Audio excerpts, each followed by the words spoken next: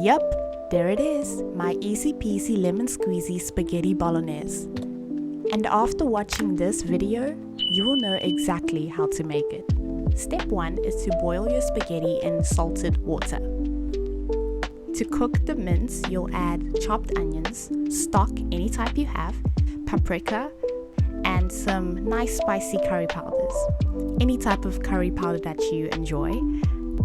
Then stir, and then you can add ginger and garlic, chopped tomatoes, and chilies. I like my mince spicy, okay? Once you've done that, you'll stir it again and then add your mince. Then add your sauce. I like to use 2 different types of sauces, but you can use whatever you want.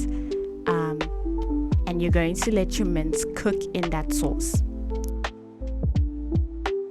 And then voila! The super easy spaghetti is finished. Oh, now we can't forget to sprinkle cheese on top now. If you've enjoyed this video, please make sure to like it, subscribe for some different types of content every week. We don't stick to the same content here. I get bored easily.